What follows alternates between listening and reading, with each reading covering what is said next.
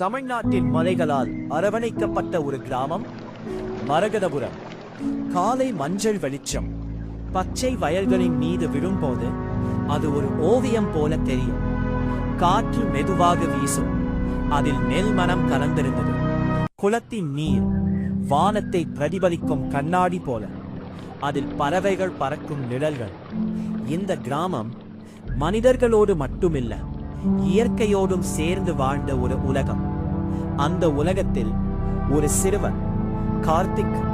அவன் சிரிப்பு கூட இந்த கிராமத்தின் இசை. கார்த்திக்கு இந்த கிராமம் ஒரு வீடு மட்டுமில்லை, ஒரு நண்பன். அவன் காற்றோடு பேசுவான், மரங்களை தழுவுவான், குளம் அருகே உட்கார்ந்து நீரில் கல்லை எறிந்து அலைகளை ரசிப்பான்.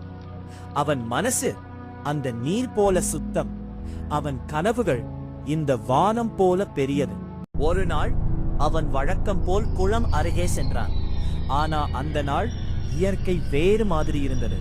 காற்று அமைதியாக, பறவைகள் சத்தம் இல்லாமல். ஆலமரத்தின் கீழ் ஒரு கல். அது சாதாரண கல் இல்ல, அது உயிரோடு இருந்தது போல. அதிலிருந்து ஒரு ஒளி அழைத்தது போல. அவன் மனதில் ஒரு சந்தேகம், ஆனா அதைவிட பெரியது ஆர்வம். அவன் கையை நீட்டினான். அந்த கல்லை தொட்ட நொடி காற்று திடீரென வேகமாயிற்று. வானம் கருமையாக மாறியது.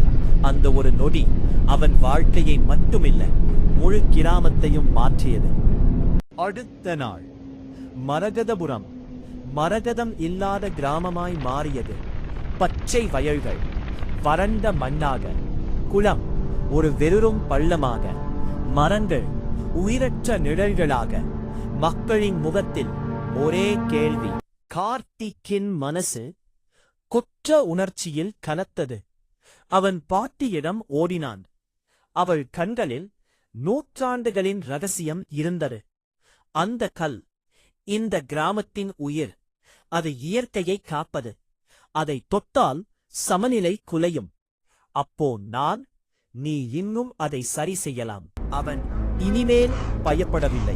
அவன் ஓடினான். மழை வரப்போகும் காற்றில் கையில் அந்த கல், இதயத்தில் நம்பிக்கை. அந்த கல் அதன் இடத்தில் மீண்டும் வைத்த நொடி வானம் திறந்தது. மழை பெய்தது. ஒவ்வொரு துளியும் உயிர். மரங்கள் மீண்டும் பசுமை. புலம் மீண்டும் நிறைவு. மரகதபுரம் மீண்டும் பிறந்தது. அந்த நாள் ஒரு சிறுவன் கற்ற பாடம். இயற்கை இல்லாமல் நாமில்லை.